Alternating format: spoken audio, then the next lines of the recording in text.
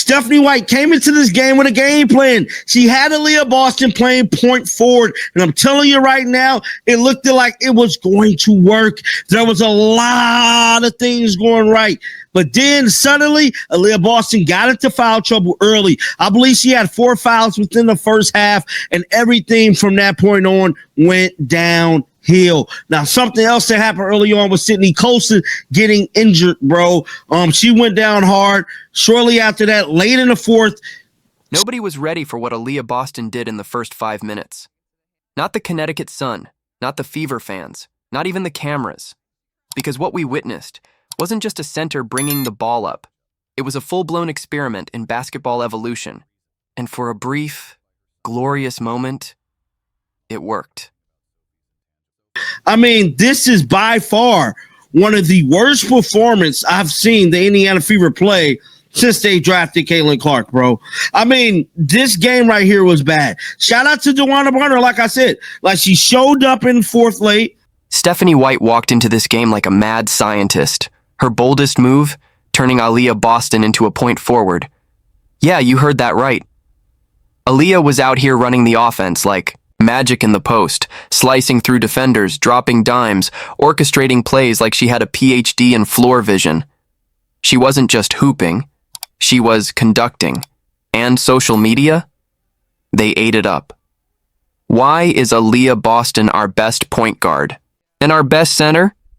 She's him. She's her. She's the system.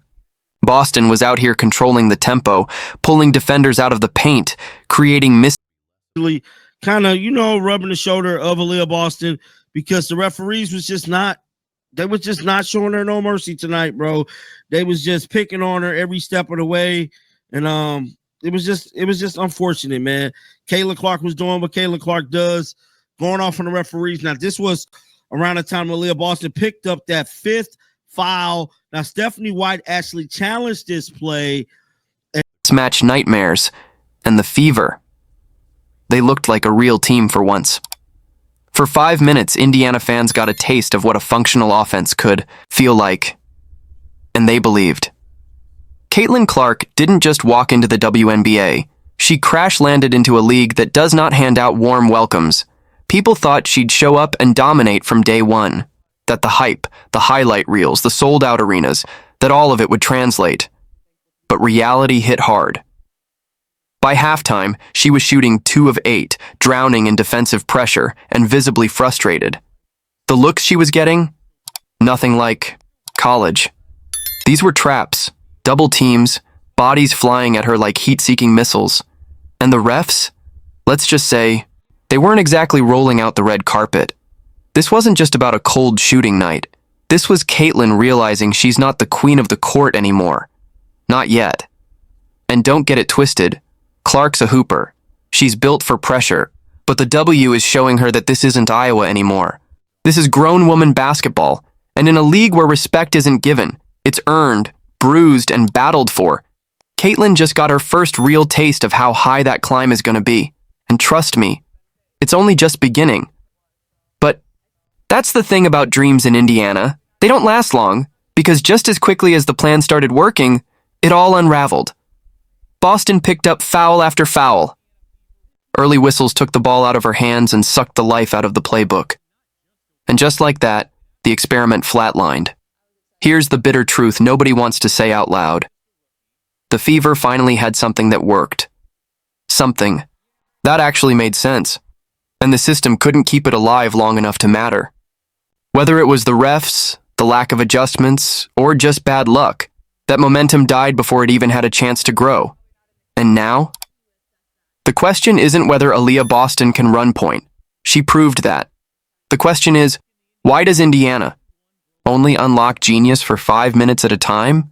Because if Boston is the system, what does it say about the rest of the team? And trust me, it only gets uglier from here. Aaliyah Boston ran the point like she owned it, and for 5 straight minutes, it actually worked. This wasn't just a center bringing the ball up the floor. This was a blueprint. A bold, chaotic, low-key genius blueprint. Stephanie White said, what if we flip the script? What if our best facilitator is our biggest player? And Boston? She delivered. She was dishing like a vet guard, reading the defense like an open book. The spacing clicked. The energy shifted. For the first time all season, the Fever looked unpredictable, unselfish, dangerous. Twitter lit up. She's our center and our point guard? This might be the wildest coaching gamble I've ever seen, and it's cooking? But just when the plan started humming, it crashed.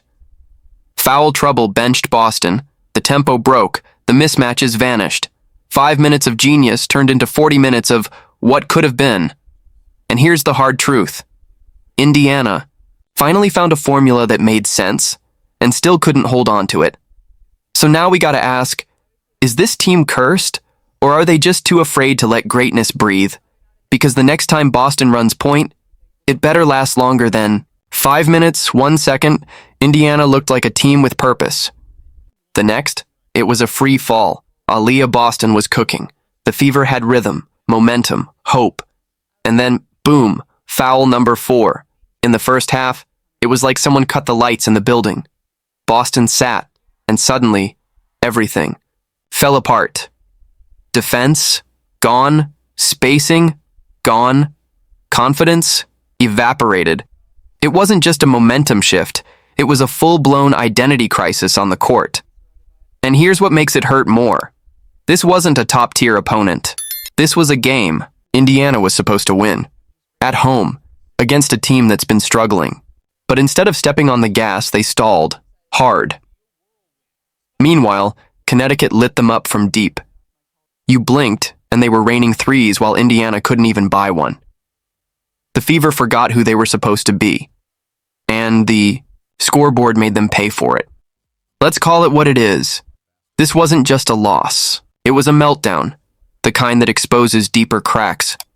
Because if one player's foul trouble can sink your whole system, that's not a strategy. That's a red flag. This wasn't just a loss. It was a breakdown in real time.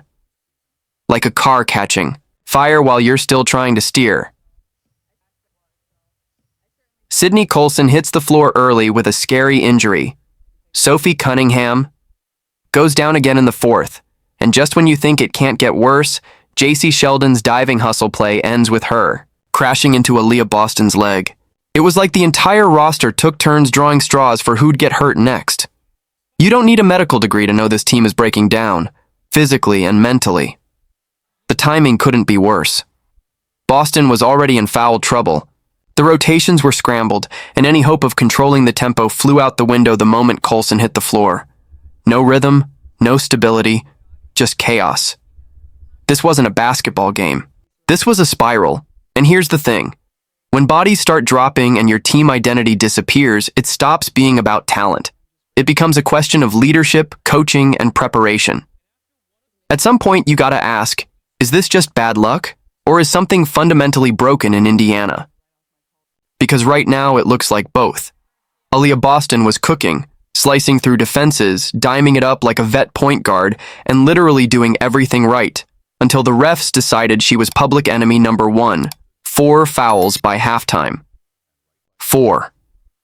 And just like that, the Fever's entire system collapsed like a Jenga tower on a shaky table.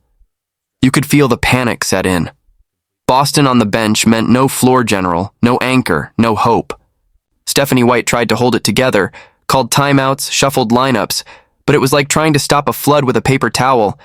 Even when she challenged a late call and won, it didn't matter. Moments later, Boston picked up her 5th anyway. The refs weren't just calling the game, they were controlling it, and Caitlin Clark? You could see it in her face.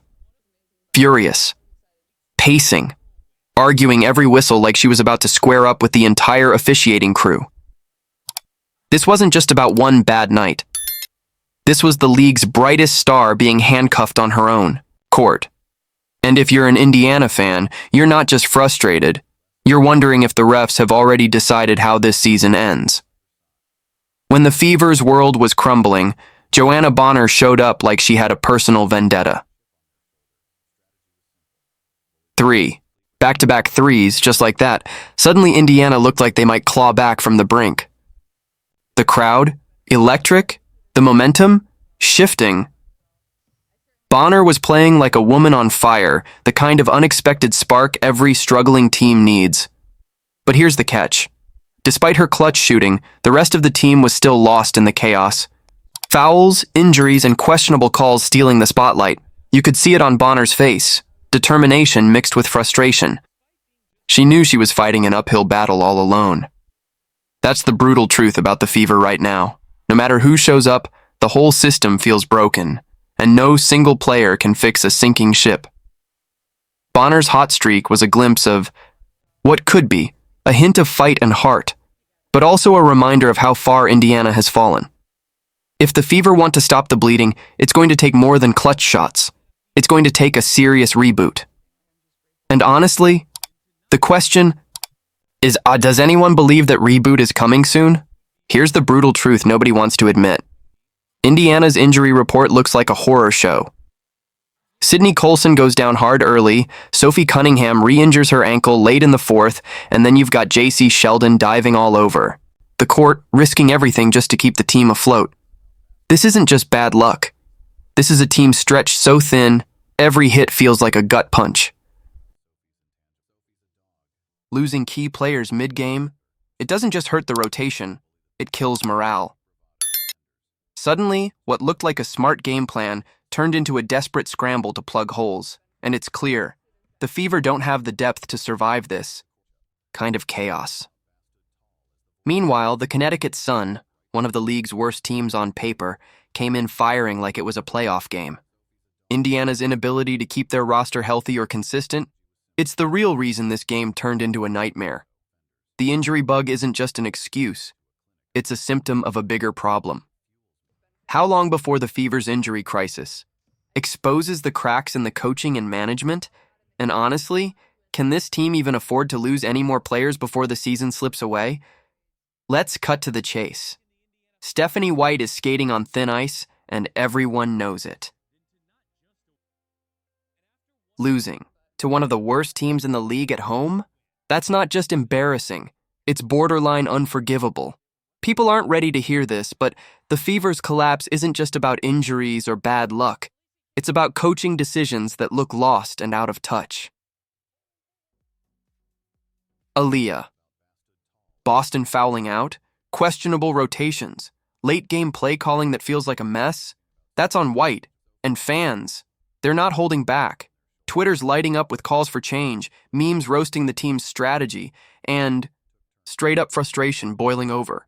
Stephanie White's tenure is hanging by a thread, and if things don't turn around fast, the team might be looking for a new leader sooner than later.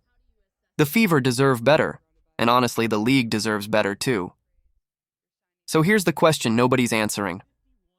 How much longer can Stephanie White keep this together before the pressure snaps? Because at this rate, it's not a matter of if, it's when.